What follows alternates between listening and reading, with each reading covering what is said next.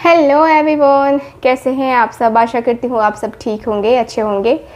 तो आज की जो रीडिंग है ये हम करने वाले हैं, देखेंगे कि आपके पार्टनर आज शाम किससे और क्या बातें कर रहे थे। आज की रीडिंग का टॉपिक हमारा यही है और रीडिंग लेट अपलोड हो रही है क्योंकि मैंने जो ये रीडिंग की है ये लगभग 7:15 बजे तक मैंने करी है, इसलिए मैंने सोचा कि थोड़ी सी लेट रीडिंग करूँगी क्योंकि 7:15 बजे तक जो है हम देखते हैं कि अक्सर लोग जो है ना मिलते जुलते हैं। लोग तो 8-10 बजे तक भी मिलते जुलते हैं, लेकिन ये जो टाइमिंग है ना ये ऑफिस टाइमिंग, ऑफिस से लोग छूटते हैं, तो उसके अनुसार से मुझे ये समझ में आया कि मैं आज 7:15 बजे तक एनर्जी पिक करूँगी। इसलिए मैं 7:15 बजे के बाद ये रीडिंग कर रही हूँ, यानी कि 7:15 के बाद मैं ये रीडिंग कर रही हूँ। इसलिए आप लोग को आज ये रीडिंग मिलने में लेट हो रही है। तो आज की इस रीडिंग में हम जानेंगे कि आपके पार्टनर आज शाम किससे और क्या बातें कर रहे थे, क्या कुछ कह रहे थे, क्या कुछ जो है वो पर्सन सुन रहे थे जो उनके दोस्तों ने कहा उनसे। ठीक है, तो आज की इस रीडिंग का टॉपिक आप सबको आशा करती हूँ कि पसंद आएगा। तो चलिए फिर करते हैं रीडिंग को स्टार्ट, देखते हैं क्या कार्ड्स बताते हैं हमें आपके पार्टनर के बारे में। तो फोकस कीजिएगा आप अपने पार्टनर के ऊपर, क्योंकि हम सारी चीज़ों को देखेंगे। मैं आपकी सिचुएशन भी बताऊंगी, आपके पार्टनर की एनर्जी के साथ आपको सारी चीज़ें बताऊंगी कि वो क्या बातें कर रहे थे। ठीक है, सो फोकस कीजिए। डिवाइन एंजल्स यूनिवर्स प्लीज़ हमें गाइड करें। Thank you so much, thank you so much divine. Okay, thank you so much.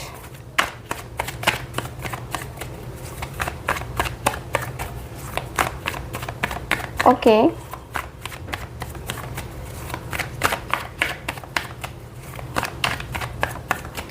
Thank you so much divine, thank you so much.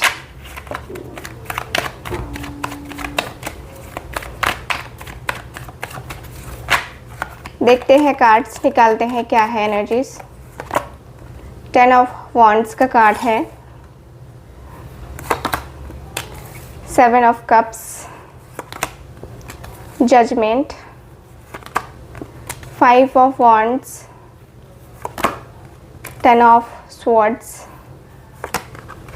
यहाँ है नाइट ऑफ कप्स का card. Thank you so much divine, thank you so much. 3 of swords, 9 of swords, 5 of swords, page of pentacles, tower, मेरे पास है S of cups का card. Okay, bottom of the deck है 5 of pentacles. 5 of pentacles का card है bottom of the deck. बात करते हैं cards की एनर्जी की। तो यहाँ पे आपके पार्टनर का साइन सबसे पहले बता दूँ आपको, तो वो हो सकते हैं एरीज, लियो, सजिटेरियस के, सजिटेरियस राशि के, एंड कैंसर, स्कॉर्पियो, पाइसिस भी है।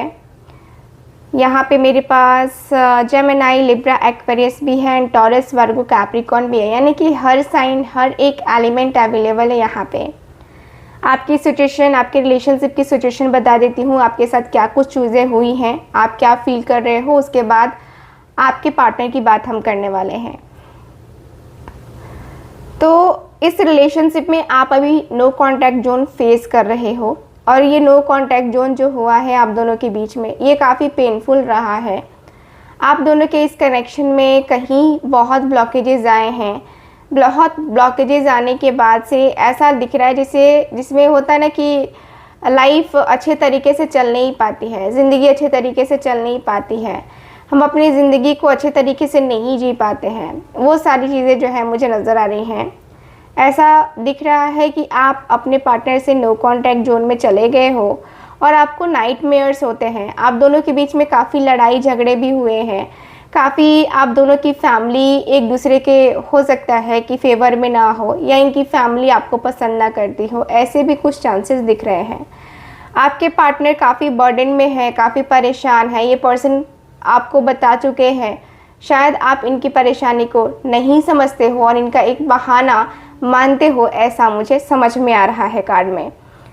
आप यहाँ पे थर्ड पार्टी सिचुएशन से परेशान हो, क्योंकि आपकी ज़िंदगी में जब भी ये थर्ड पार्टी आती है, थर्ड पार्टी की वजह से आप दोनों के बीच में काफ़ी कुछ डिस्टर्बेंस आ जाती है और इसकी वजह से ही आप दोनों का ये नो कांटेक्ट कंटिन्यू रहा है अभी तक।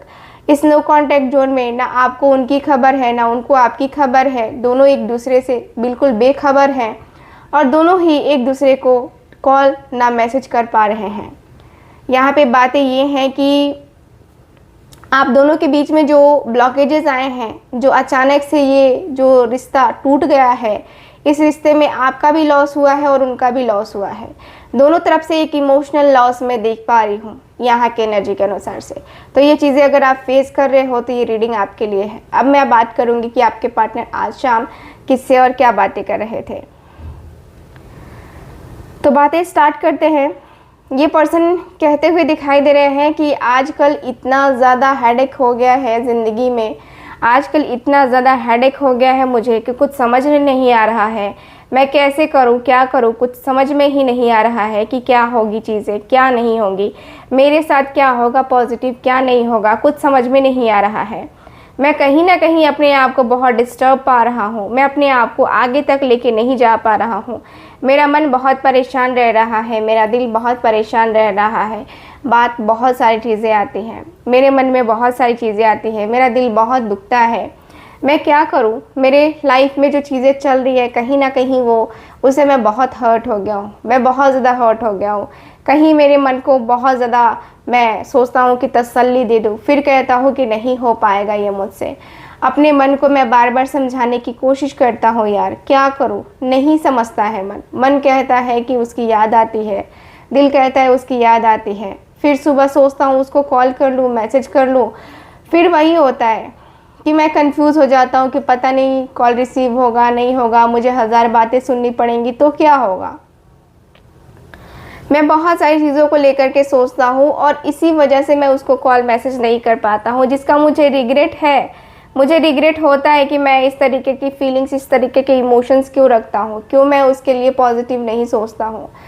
मुझे लगता है ना कभी कभी कि यार मैंने अपनी ही गलती की वजह से ये रिश्ता खोया है, कहीं ना कहीं मैंने उसका दिल तो जानबूझ के तोड़ा है, जिसकी वजह से उसको भी तकलीफ़ हो रही है और मुझे भी तकलीफ़ हो रही है। और ये तकलीफ़ आज से नहीं हो रही है, ये तकलीफ़ आज की नहीं है, ये तकलीफ़ बहुत पहले की है। भले ही मैं अपनी तकलीफ़ को बताऊँ ना बताऊँ, बट मेरे मन को जो चीज़ें कचोट रही हैं वो बस यही है कि मैं कुछ कर नहीं पा रहा, मैं अपनी सिचुएशन को संभाल नहीं पा रहा, मैं अपने रिश्ते को संभाल नहीं पा रहा, मैं करूँ तो करूँ क्या, मैं इस रिश्ते को संभालूँ तो संभालूँ कैसे, क्योंकि मेरे अंदर की जो बेचैनी है वो बेचैनी शांत ही नहीं हो रही है। और मेरी बेचैनी शांत नहीं होती है तो तुम्हें पता है कि मन कितना ज़्यादा बावला हो जाता है। इस बावले से मन को मैं कैसे समझाऊं कि उसे तुमसे मोहब्बत है,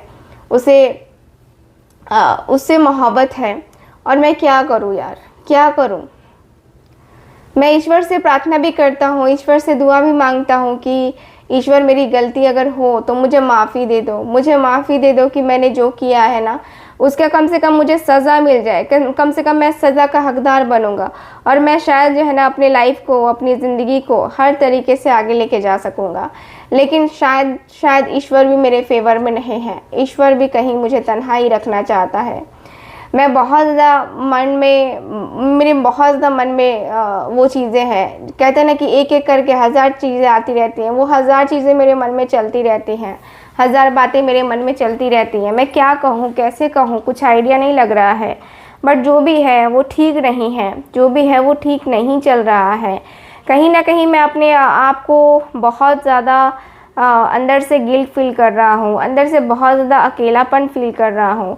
ये एंजाइटी, ये स्ट्रेस मुझे कहीं ना कहीं बहुत कुछ याद दिला रहा है, बहुत कुछ वो हो रहा है, जैसे होता नहीं कि यार कैसे भी कहूँ, कैसे भी करूँ, लेकिन वो कहीं मेरे माइंड से निकल नहीं पा रहा है। जो चीज़ें हुई हैं, जो चीज़ें हो चुकी हैं मेरी लाइफ में, वो कहीं ना कहीं इस तरीके से बस चुकी है ना कि मैं समझ नहीं पा रहा कि मैं क्या करूं क्या ना करूं। क्योंकि मेरी ज़िंदगी में बहुत सारी चीज़ें हुई हैं जो मैं एक्सपेक्ट भी नहीं करता था, जो मैंने सोचा भी नहीं था, वो चीज़ें हो चुकी हैं मेरी लाइफ में। और अब जो है ये सारी चीज़ें मेरी ज़िंदगी में जो हो रही है ना, ये सारी खलबली मची हुई है।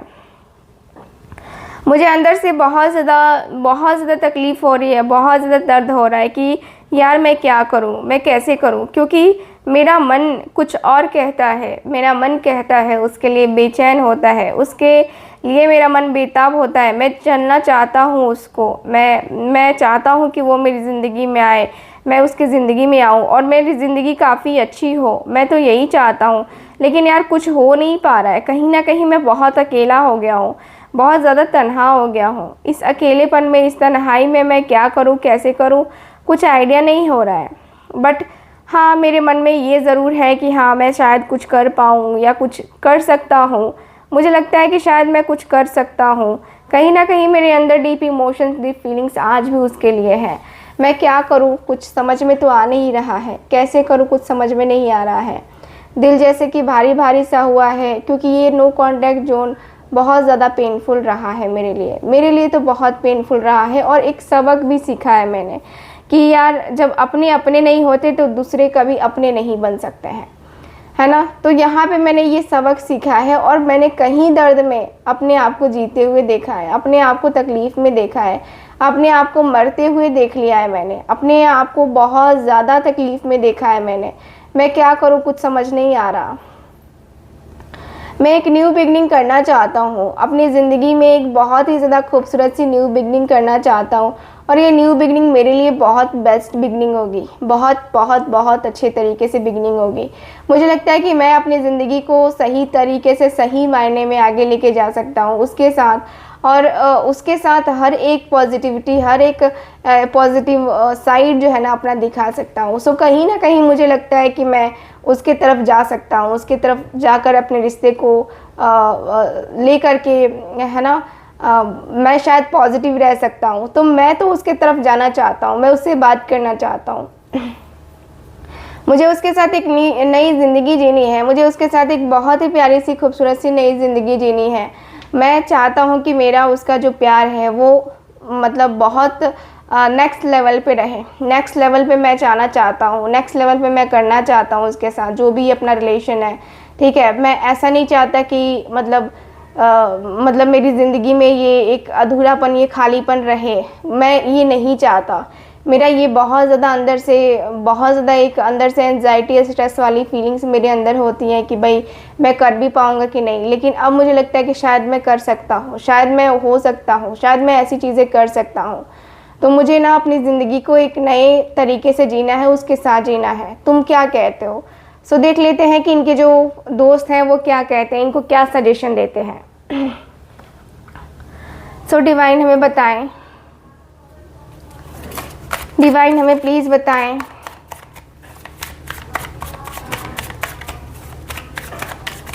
डिवाइन हमें प्लीज़ बताएं कि क्या है।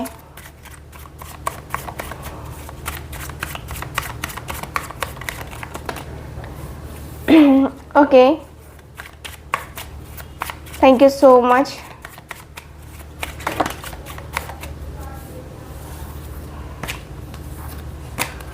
Thank you so much divine, thank you so much.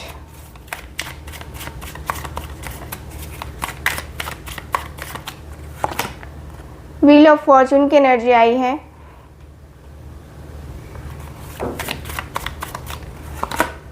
Okay, hermit का कार्ड है।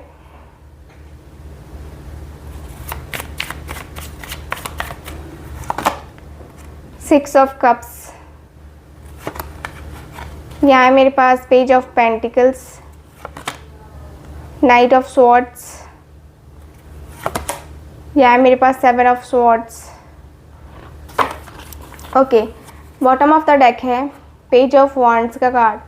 तो ये जो दोस्त हैं इनके, वो कहते हुए दिखाई दे रहे हैं कि देख, तू पैशनेट है ना उसके लिए, तो फुल श्योर है ना उसके लिए, तू ऐसा तो नहीं है ना कि अपने डिसीज़न को बदल लेगा, अपने डिसीज़न को चेंज कर लेगा। तो देख भाई, ऐसा बिल्कुल भी मत करना क्योंकि ये चीज़ें ना तेरे लिए ठीक है ना उसके लिए ठीक है, ठीक है। और मैं ये नहीं जानना चाहता, मैं ये नहीं समझना चाहता कि तू उसके साथ क्या करेगा। मैं बस इतना बताना चाहता हूँ कि देख, तेरे साथ उसने गलत नहीं किया है तो तू भी उसके साथ गलत मत कर, ठीक है। बाकी आगे की तेरी मर्ज़ी है, जो भी है तेरा। बट मैं तो यही कहूँगा कि देख, वो चीज़ें जो है ना तूने जो छुपा के रखी हैं, तूने जो अपने मन में छुपा के रखी है ना, वो मन की बातें जो है ना कम से कम तू बता उसको। कम से कम तू बता कि तू क्या चाहता है, क्या नहीं चाहता है, किस तरीके से तू एक्सपेक्ट करता है उससे। मुझे लगता है कि कहीं ना कहीं बहुत ज़्यादा डीपली तू समझने लगा है, तू जानने लगा है। तू हर एक बात को बता सकता है, उससे बता सकता है। मुझसे क्या बताएगा, तू उससे बता सकता है। मुझे लगता है कि तेरी हर एक बात जो है ना मुझे लगता है कि तेरी हर एक बात तुझे बहुत ज़्यादा अंदर से गिल्ट फील करवाती होगी जब तू ऐसे कर रहा है चीज़ें। तो मुझे लगता है कि तुझे ऐसी चीज़ें नहीं करनी चाहिए। वक्त के ऊपर सब कुछ छोड़ देना चाहिए, पॉजिटिव रहना चाहिए, पॉजिटिव रह करके अपने रिश्ते को संभालना चाहिए। और इस तरीके से अकेलेपन में तू रह करके हर एक चीज़ को नहीं देख सकता, नहीं समझ सकता। तुझे इस बात को समझना ही होगा। तुझे इस बात की क्लैरिटी मिल गई होगी कि देख, जो चीज़ें हैं वो कितनी रियल है और कितनी फेक हैं। क्योंकि मुझे लगता है कि रियलिटी में जीना ही सबसे अच्छा जीना होता है। बाकी की तेरी सोच मेरी सोच काफ़ी डिफरेंस हो सकती है, बट मुझे लगता है कि मैं किसी के साथ छल कपट नहीं करना चाहता और छल कपट करके मैं अपनी ज़िंदगी को नहीं जीना चाहता। तो मेरा तेरा जो साथ है, मेरा तेरा जो कनेक्शन है, ये एक लंबा सा स्ट्रॉन्ग सा कनेक्शन है और ये स्ट्रॉन्ग सा कनेक्शन हमेशा रहेगा। ये ज़िंदगी भर कनेक्शन रहेगा। मुझे लगता है कि मैं ज़िंदगी भर इस कनेक्शन को भुलाना नहीं चाहूँगा।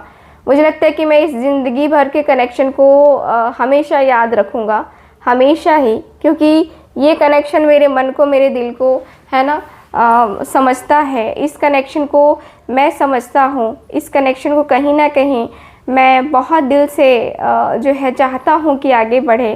क्योंकि इस कनेक्शन में दोनों का मैंने देखा है पॉजिटिव साइड, एक पॉजिटिव रिस्पॉन्सिबिलिटीज़ दोनों के अंदर मैंने देखी है। दोनों के अंदर का ऐसा दिखा है जैसे कि आप दोनों ही एक दूसरे को चाहते हो और दोनों एक दूसरे के साथ रिलेशनशिप को कंटिन्यू करना चाहते हो। लेकिन मैं ये भी कह दूँ कि सिर्फ चाहने से कुछ नहीं होता है, इसमें आपको पॉजिटिव रहना पड़ता है और पॉजिटिव चीज़ें अट्रैक्ट करनी पड़ती हैं, ठीक है। इस तरीके से आप पॉजिटिव नहीं रहेंगे, निगेटिव रहेंगे। अगर निगेटिव रहेंगे तो फिर बहुत सारी चीज़ें होंगी, बहुत सारी बातें होंगी, बहुत कुछ होगा, है ना। तो वो चीज़ें कहीं ना कहीं तुम्हें बहुत ज़्यादा गलत लगती हैं, बहुत ज़्यादा एक तकलीफ़दायक लगती हैं। तो कहीं बहुत ज़्यादा अंदर से वो अकेलापन, खालीपन फील करना बंद करो।